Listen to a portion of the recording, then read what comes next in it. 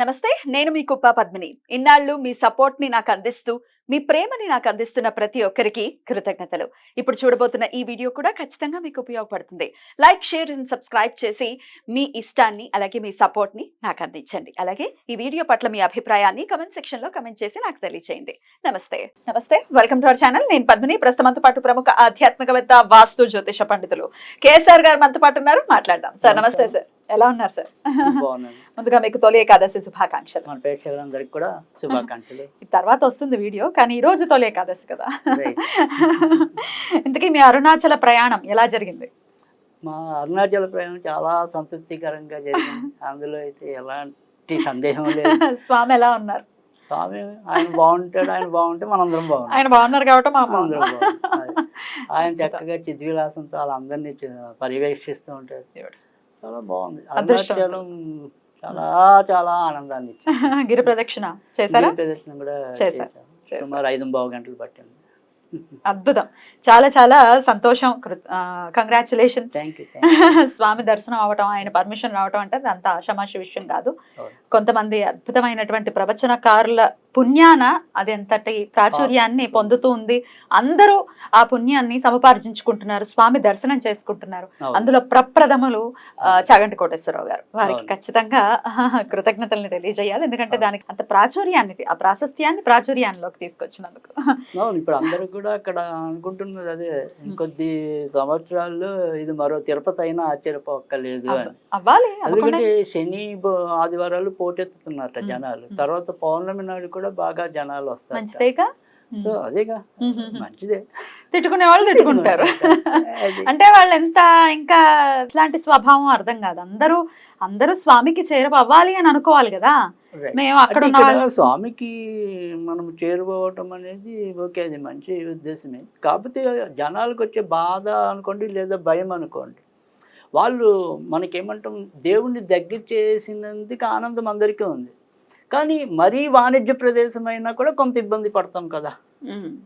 So ఇప్పుడు ఏమంటాము, ఇవాళ రోజు మీరు చూస్తే నాకు నిజంగా చెప్తున్నా, కాశీలో పోలిస్తే, తిరుపతితో పోలిస్తే మీకు ఇక్కడ డబ్బు పరంగా అయ్యే ఖర్చు చాలా తక్కువ.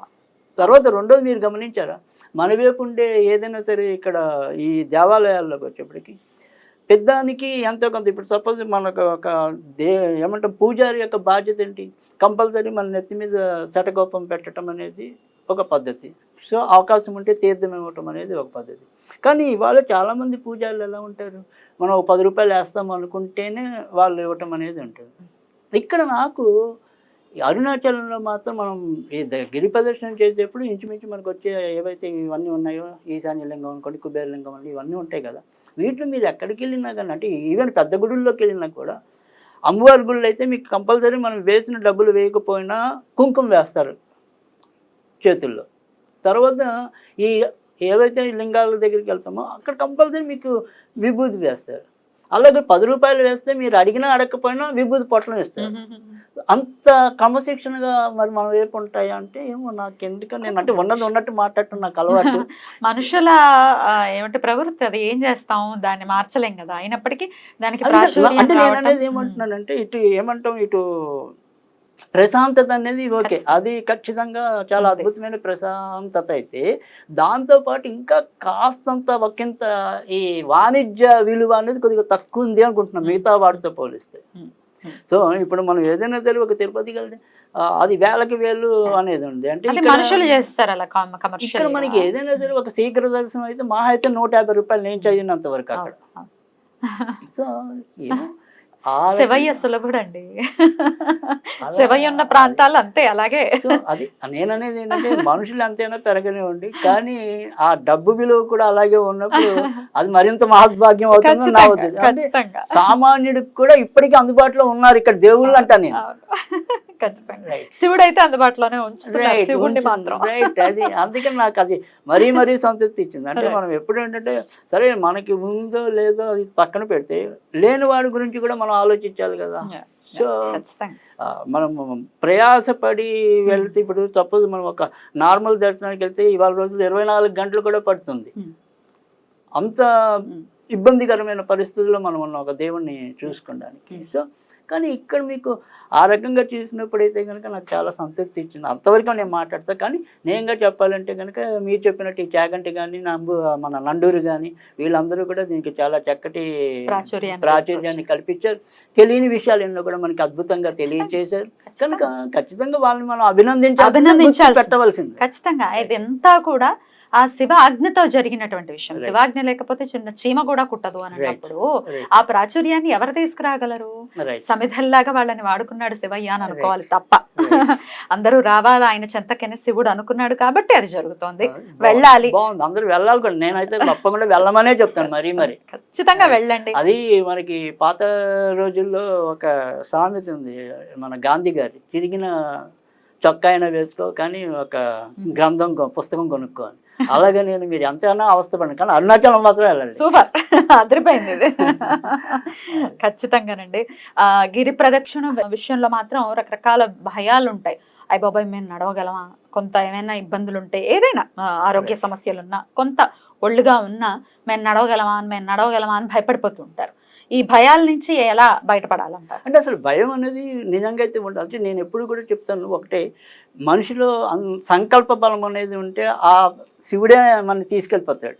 సో మీ సంకల్పంలో ఊగిసలాట ఉన్నప్పుడు మాత్రమే ఆ రకమైన ఇబ్బంది రావటం అనేది ఉంటుంది తప్ప, మన సంకల్పం గట్టిదైతే వచ్చాను ఖచ్చితంగా ఆ దేవుడే మోసుకెళ్ళిపోతాడు. మీరు ఊరికే నడుస్తున్నామని మీ భ్రమలో మీరు ఉంటారు అంతవరకే. సో అది మధ్యలో నేను చెప్పాలంటే చిన్న ప్రమాదవశాత్తు నేను పడ్డాను. అంటే ప్లాట్ఫామ్స్ ఏవో ఉంటాయి కదా, మనం నడిచేప్పుడు ఈ ప్లాట్ఫామ్ మీద వెళ్ళడానికి జస్ట్ అలా వెళ్దాం అనుకుంటే నా అడుగు పైన పడకుండా కొద్దిగా మధ్యగా పడింది. దాంతో ఇలా బాల్ పడ్డాను. జస్ట్ అసలు అంటే నేను అనేది అది మనకి తగిలింది అనే భ్రమలో కూడా మనం లేదు, ఏమి మిమ్మల్ని ఇబ్బంది బాగా వెళ్ళిపోయాం. అది కానీ నేను అనేది ఏంటంటున్నారు, ఇప్పుడు మధ్య మధ్యలో చిన్న చిన్న పరీక్షలు ఉండొచ్చు, లేదా మన తప్పిదాలు ఉండొచ్చు. సో వాటికి మనం ఆలోచిస్తాము, ఇక్కడ నేను వచ్చి పడ్డానే అంటే ముందుకెళ్ళదు అడుగు, అంతే కదా. సో అందుకని అది సరే. ప్రతి ఒక్కరు కొంతవరకు చంచల మనస్కులు కూడా కొంతమంది ఉంటారు. మనం ఎన్ని రకాలుగా వాళ్ళని మనం ఏమంటాం ధైర్యం ఇచ్చినా కానీ, అమ్మో నా వల్ల అవుతుందా, నేను ఇంతలా ఉన్నాను కదా, లేదంటే నాకు ఆయుసం ఉంది కదా అనుకుంటే కూడా అక్కడ మార్గాలు ఉన్నాయి. మీరు నడవగలిగినంతసేపు నడుస్తారు, నడవకపోతే పక్కన నేను చూశాను అంటే మీకు వెంటనే 5 నిమిషాల్లోనే రిలీఫ్ వచ్చే నొప్పి బిళ్ళలు అమ్మే వాళ్ళు షాపులో ఉన్నాయి. తర్వాత రెండోది ఏంటంటే అదే చోట కాసేపు మన కాళ్ళకి వాడికి మసాజ్ చేసుకోవడానికి మిషన్లు కూడా ఉన్నాయి. 20 రూపాయలు పెట్టారు, మిషన్లు కూడా ఉంది. నాకు అదే ఆశ్చర్యం అనిపించింది.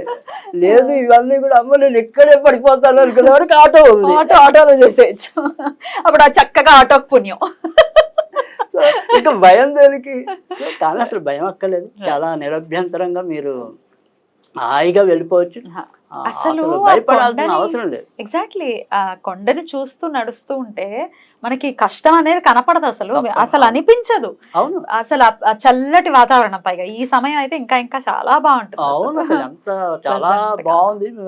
అందులో ముసురు పట్టింది కానీ నేను వెళ్ళిన రోజు వాన కూడా లేదు, దాంతో మరీ ప్రశాంతంగా హాయిగా ఉంది. అసలు చక్కగా మంచి సమయంలో వెళ్ళారు మీరు. ఏదో టాపిక్ మాట్లాడదాం అనుకుంటే అరుణాచలం అన్న మాట వినిపిస్తే చాలు, లోపల కడుపులో నుంచి వస్తుంది ఆనందం. అక్కడే ఉన్నట్టు ఆనందాచలం. అబ్బా చాలా బాగా చెప్పారండి. అరుణాచలం ఆనందాచలం సూపర్. ఆనందాన్ని అనుభవించాలంటే వెళ్ళాలి. రమణాశ్రమానికి వెళ్ళారా? అది మొదటి రోజు మొదటి రోజే వెళ్ళింది రమణాశ్రమం. అదే రోజు సాయంకాలం కూడా గిరి ప్రదర్శన అయింది, ఇంకోసారి గిరి ప్రదర్శన అయింది. ఇది కాకుండా గుడి, మన మెయిన్ గుడి ఏదైతే ఉంటుందో ఆ గుడి చుట్టూ 5 ప్రదర్శనలు చేసినా కూడా గిరి ప్రదర్శనలతో సమానం. అంటే అక్కడ కూడా మళ్ళీ 5 ప్రదర్శనలు చేసి, అది కూడా చాలా పెద్ద ప్రాంగణం కాబట్టి చేయడం కూడా కష్టమే. అవును, అది అందుకని 5 ప్రదర్శనలు అలా చేసినా కూడా మీకు ఒక గిరి ప్రదర్శన చేసినట్టుగా అని చెప్తే ఎవరో సరే వెళ్ళంగా ఆ రకంగా కూడా చేశారు. Very good, very good, congratulations అండి. నెక్స్ట్ ఎపిసోడ్ లో మన టాపిక్ గురించి మాట్లాడుకుందాం. మనమైతే గురు పౌర్ణమికి అతీతంగా వెళ్తున్న సబ్జెక్ట్ అయితే కాదు, కరెక్ట్. అయితే నెక్స్ట్ ఎపిసోడ్ లో గురు పౌర్ణమి గురించి విశేషంగా మాట్లాడుకుందాం. రైట్ అండి, thank you so very much. నమస్తే.